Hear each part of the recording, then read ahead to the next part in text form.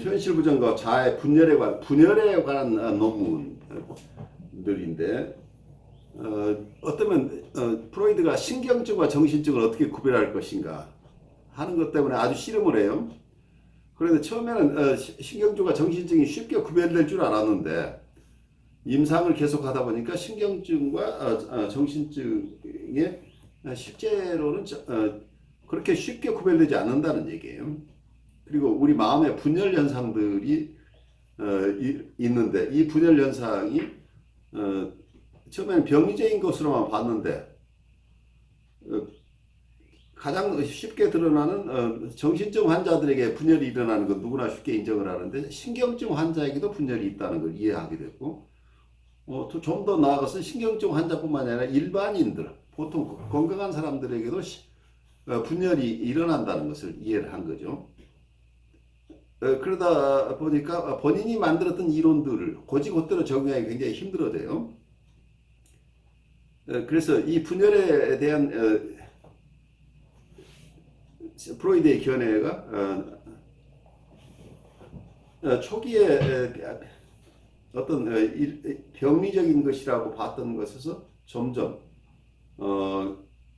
어떤 면에서는 굉장히 광범위하게 분열이 일어나고 있는 현실을 이해할 수밖에 없었고, 특히 영국의 대상관계 이론 쪽에, 특히 멜라니 클라인의 이론은 분열을 굉장히 중요하게 보고 있기 때문에 이 분열에 대한 논문들을 본인도 수정해서 쓸 수밖에 없게 되는 거죠. 그래서 어쩌면 제자들의 새로운 발달되는 이론을 본인이 일부 받아들이면서 자기 논문에도 수정해 나가는 과정으로 보여요. 그래서 이분이 점점 더 신경증과 정신증을 쉽게 구별했던 것에서 그거 자체의 구별 자체가 정도 문제라고 이해하기 시작하고, 그러면서 이런 심리적인 현상들이 어쩌면 정상적인 사람들에게도 일어나는 여러 가지 심리 기제가 신경증이나 정신증에 가면 그 분열의 정도가 어느 정도인가에 따라서 아주 심한 분열로 이고가 약화되는 경우에 정신증이 되지만, 분열의 정도가 아주 심하지 않고 그래도 현실을 이해할 수 있을 선을 벗어나지 않으면서, 현실 감각을 크게 놓치지 않으면서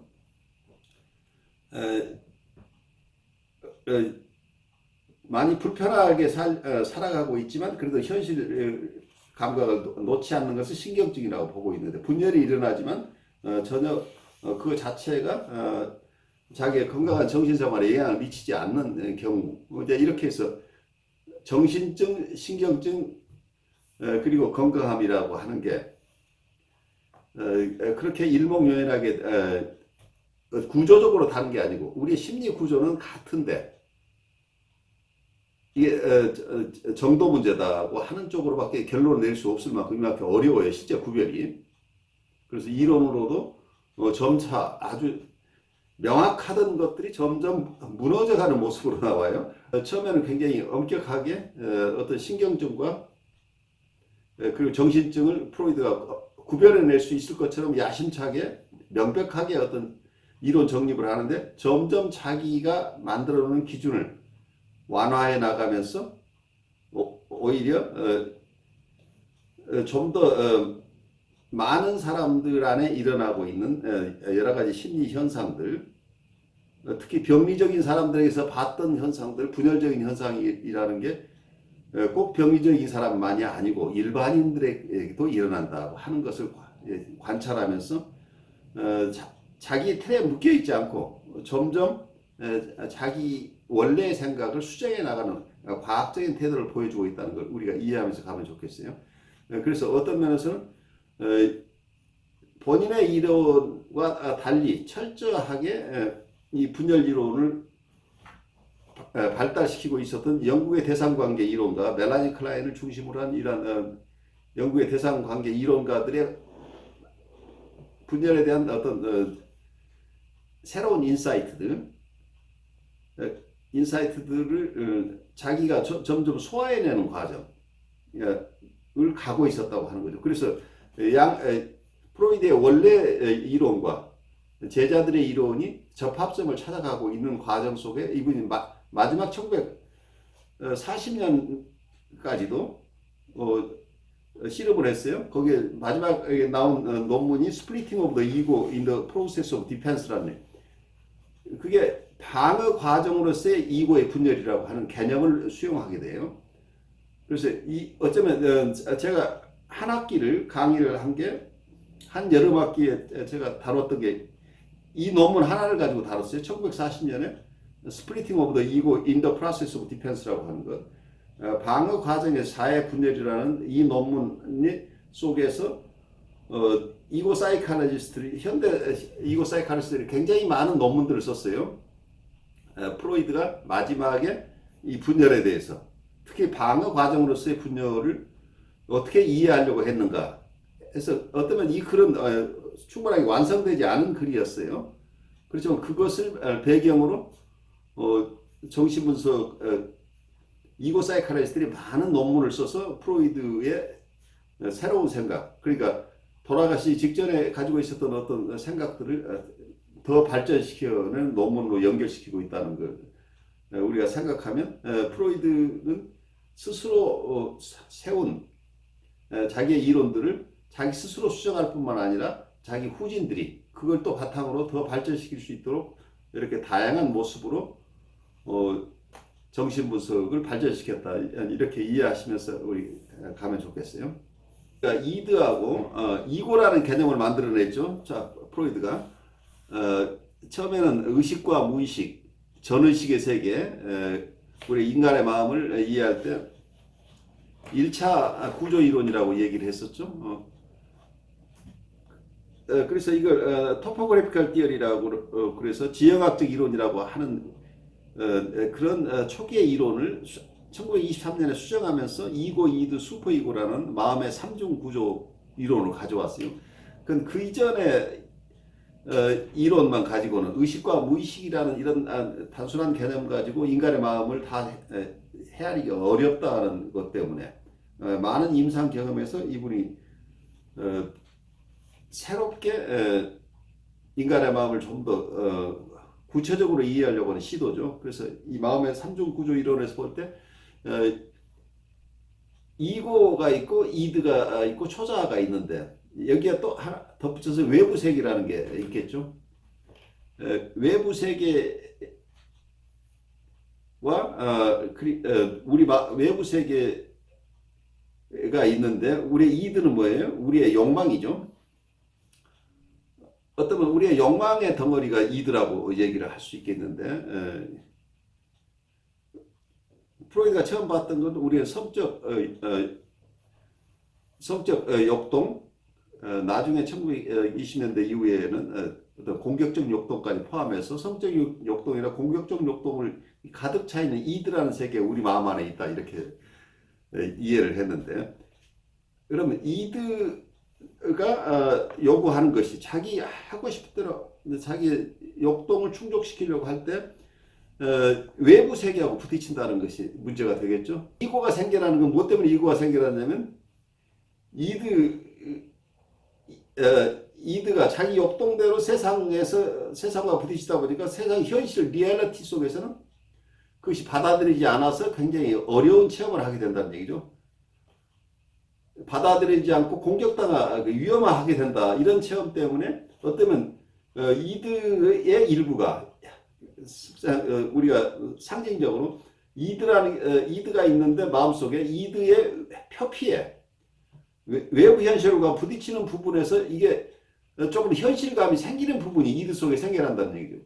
이드에서 자기 마음속에 자기 하고 싶은 대로 했더니 계속 얻어맞았다, 욕먹었다, 혼났다, 이런 게 있다고 하면 그대로 하면 안 된다는 현실 지각이 생긴다는 얘기죠. 그래서 여기서 이드와 외부 세계를 상호간에 어떤 이걸 조절 기능이 필요하다는, 그러니까 여기서 중간 조절하는 역할을 하는 것이 이고의 기능이다라고 볼 수 있겠죠. 어떤 레귤레이션이 일어나야, 이들을 어느 정도 통제하고 레귤레이션 하지 않고는 외부 세계하고 이 부딪힘을 벗어날 수 없다고 하는 거죠. 그래서 한편에서는 이드가 원하는 것을 할 수 있도록 도와주지만 외부 세계로부터 공격받지 않도록 하는 거다는 얘기죠. 그런데 이 구조 자체가 갈등을 가져올 수밖에 없겠죠. 그런데 외부 세계는 외부 세계에서 어떤 면에서는 이드가 외부 세계가 받아들일 수 없는 행동, 욕구를 계속 드러낼 때 아주 심하게 혼내거나 했던 대상이 결국은 외부 세계에 있는 일부를 또 마음 안에 가져오는 게 초자아가 됐다고 이제 이런 이론들을 만든 거죠. 왜냐하면 외부 세계하고 부딪혀서는 아이가 살아날 수 없으니까 이드 방식으로 살아날 수 없는데 이드를 잘 조정하려면 외부 대상이 없더라도 지금 눈에 보이지 않더라도 그 대상이 원하는 방식으로 이들을 규율을 해줘야 되는데 우리 마음속에 그 규율을 할 수 있는 어떤 마음의 부분이 필요한데 그 부분이 초자라는 부분이라는. 그래서 외부 대상을 어떤 대표하는 총독 비슷한 외부 대상들이 원하는 모습의 삶을 이드가 어떤 방식으로 행동해야 되는가를 하나의 그게 외부 세계 속에서는 부모가 그것을 하는데 그 부모 대상이 마음속에 있지 않으면 부모가 없을 때 애가 마음대로 이드가 마음대로 행동했다가는 결국 나중에 후환이 생기니까 후환이 생기지 않으려면 마음속에 부모님을 모시고 있어야 된다. 그 마음속에 모신 부모님이 결국 초자라는 슈퍼 이고가 됐다. 이런 개념을 가지고 있는 쉽게 얘기를 하면 그럼 마음속에 외부 대상이 있고 마음속에 있는 외부 대상, 내면화된 외부 대상이 있고 그리고 하나는 욕동의 덩어리가 내 마음속에 있는 본능 덩어리가 내 안에 있는데 본능의 집산지죠. 그래서 이 여러 가지 이해를 가진 이 여러 세력들 간에 이걸 완화하는 역할을 하는 게 이고가 한다는 얘기죠. 근데 이 기능을 하는 과정 속에서 어떨 때는 이게 갈등이 마음속에 갈등, conflict of mind가 우리 마음 안에 갈등이 너무 심해지는 경우에 어느 편에서는 항상 조절이 잘 안 되고 어떤 때는 어느 편을 들어야 되는데 심한 경우에 이 역동을 억압을 하는 리프레션을 해서 이 갈등 구조에서 어느 정도 벗어나는 경우에 이게 신경증이 된다는 얘기예요. 우리 안에 일어나고 있는 역동을 억압하는 것. 역동을 억압해서 이 갈등을 어쩌면 여기서는 외부 세계나 마음속에 있는 외부 세계의 대표자는 초자죠. 그 초자와 이드 간의 갈등을 해서 누구 손을 들어주냐면 초자나 외부 세력을 에게 요구를 들어주어서 이드의 욕구 자체를 억압하는 이런 억압이 심하게 일어나는 경우 신경증 환자가 된다는 이론이에요. 그렇지만 어떤 경우에는 아주 심한 경우에는 이 이드가 너무 커가지고 너무 커서 이드의 요구를 들어주지 않을 수 없는 상황이에요. 그러면 이드를 편을 들어주고 그렇게 되니까 현실은 어때요? 현실을 왜곡시킬 수밖에 없다는 거예요. 그래 현실의 요구를 부인하는 상황으로 가버린 거예요. 그래서 현실 자체를 새로 개조해내는 수밖에 없는 그래서 현실을 부정하고 거기서 어떤 딜루셔널한 상황으로 가버리는 거죠. 그래서 현실 세계를 거부하는 모습으로 가는 게 정신적으로 간다는 사이코시스라는 그 뉴로시스하고 사이코시스를 구별할 때 우선은 현실 검증이 가능하지 않아. 현실 자체를 왜곡된 현실로 받아들여서 이 난관을 헤쳐나가겠다. 그런데 왜곡된 현실을 받아들인 이유는 이대의 욕구를 만족시키기 위해서는 결국 외부의 현실 자체를 왜곡할 수밖에 없는 상황이다. 그리고 외부를 무시하고 자기 욕동에 따라가는 모습. 그게 정신증이라는 그게 억압이 안 되는 사람들이라는 그게 억압이라는 기제를 사용할 수 없는 사람들이 정신증으로 간다는 얘기예요. 그래서 억압 자체가 신경증을 가져오지만 또 한편에서는 정신증으로 가지 않을 수 있는 어떤 이고의 그 엄청난 기능이 바로 억압이에요. 그래 억압이 안 되는 사람은 정신적으로 갈 가능성이 높다. 이제 이런 이론으로 시작을 했어요. 그래서 어떤 면은 우리 마음 안에 치면은 이드와 초자 그리고 이고가 있는데 이 이고의 역할이 이 기능을 다 수행하다 보니까 자기 마음의 일부를 부정해야 되는 거죠.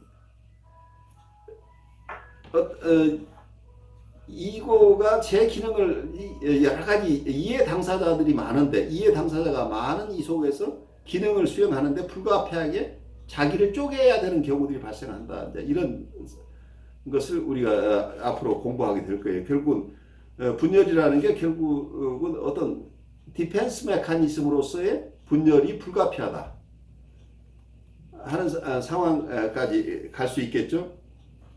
처음에는 프로이드가 봤을 때는 자아의 분열이 현실을 부정하는 데서 현실을 부정하다 보니까 그 갈등이 생기고 그래서 분열이 일어났더라. 그래 이렇게 봤는 수동적으로 분열 자기가 분열할 생각이 있었던 게 아닌데 분열이 됐다.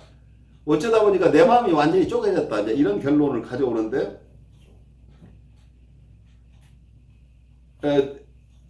프로이드가 그렇게 봤지만 클라인아파는 어떻게 보냐면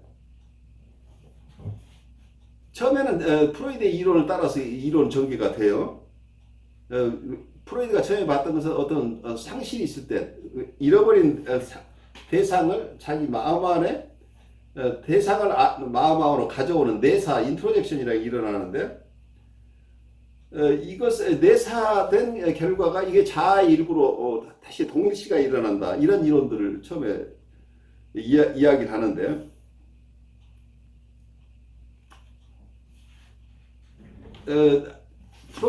이 프로이드의 이론이 결국 클라인에 의해서 나중에 더욱 발달하게 돼요. 그러니까 프로이드는 어떤 수동적인 입장에서 분열을 생각했지만 클라인 쪽에서는 굉장히 액티브하게 오히려 수동적인 반대말은 우리가 뭐라고 그래 능동적인 방어 기제라고 보는 거죠. 그래서 우리가 클라인 공부하면서 계속 분열 기제, 패러노이드 스키조이드 포지션에 대한 얘기가 나오는 게 이 분열은 방어 기제로서 적극적인 어떤 역할을 한다는 거예요. 그래서 프로이드가 굉장히 수동적인 입장에서 봤던 분열이라고 하는 게 점점 멜라니 클라인이나 대상광이 이론 쪽에서 보는 분열들은 능동적인 방어 기제로서 사용되고 있다. 어쩌면 그게 능동적인 방어 기제가 아이들의 성장 과정에서 바라볼 때 이런 분열 자체가 그냥 수동적으로 일어나는 게 아니라는 것을 프로이드가 처음에 봤던 건 현실을 부정하다 보니까 현실 부정의 결과로 분열이 일어났다고 봤던 그 초기의 견해를 유지할 수 없게 된 거죠. 여러 가지 많은 임상 경험에서 보고 되고 그리고 대상광 이론이 발전하면서 보는 게 우리가 유아 시절부터 태어나면서부터 우리가 방어 기제로서의 스플리팅을 쓰고 있다는 분열이라고 하는. 그래서 어쩌면 그것은 우리가 마음이 형성돼 나가는 과정에서 마음의 형성 과정에 꼭 필요한 기제이기도 하고 또 하나는 아이들이 겪는 엄청난 불안, 앵사이티로부터 자기를 보호해내기 위한 방어 기제인데 이것은 액티브하게 이고가 사용하는 것이다. 이고가 사용하는 하나의 방어 기제다라고 하는 개념이 어떤 멜라니 클라인 이론 속에서 나와요. 그러다 보니까 이 분열이라는 게 굉장히 소극적으로 현실 속에서 현실을 부정해야만, 왜냐면 우리 마음에 있는 욕동을 따라가다 보니까 현실을 부정하지 않고는 이걸 좋아해낼 수 없기 때문에 현실을 부정하다 보니까 자기 마음에 분열이 왔다, 스플리팅이 왔다고 하는 이런 소극적인 개념에서 모든 사람이, 이건 사이카틱한 사람뿐만이 아니고 어린아이는 성장 과정에서부터 그리고 어른이 돼서도 우리가 패러노이드 스키조이드 포지션에 가게 되면 누구나가 분열을 일삼는다. 누구나가 분열을 사용한다. 일상적으로 우리는 분열을 사용하고 있다는 개념까지 간 거죠. 그러니까 이게 방어적인 수단으로서 분열이 가지고 있는 엄청난 기능을 우리가 발견하게 되는 거죠. 이런 어떤 큰 변화들이 일어나는데 오늘 공부하는 프로이드의 여러 논문들은 이런 자기의 이론으로부터 시작해서 자기가 세운 이론을 기반으로 아브라함이나 멜라니 클라인 쪽에서 계속해서 발전돼 나갔던 어떤 대상관계 이론을 자기 스스로 다시 수용해내야 될 필요성이 있게 되는 거죠.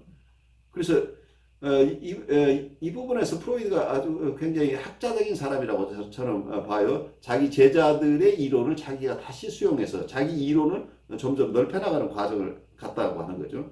그래서 자기 당초의 이론과 제자들의 이론을 조화해 나가는 과정을 아주 선명하게 드러내주는 어떤 일련의 논문들을 우리가 오늘 공부한다 이렇게 생각하시면서 그 속에서 여러분들이 잘 이해되지 않은 부분이 많을 거예요. 왜냐하면 그 부분은 프로이드도 애쓰고 있는 과정이에요. 프로이드 스스로도 처음부터 일목요연하게 이걸 설명해낸 게 아니고 자기가 처음 설명했던 것을 또 바꾸고 하면서 자기 이론을 점점 발전시켜 나가는 과정이기 때문에 여러분들이 짧은 시간 안에 여러 개 그 논문 중에 일부분만을 읽고 여러분들 다 이해한다고 한다면 여러분들 모두 원래 천재이시긴 하지만 프로이보다 훨씬 더 훌륭한 천재가 되는 셈이 되죠. 그래서 너무 기대 갖지 말고 오늘 공부를 또 계속 해보죠.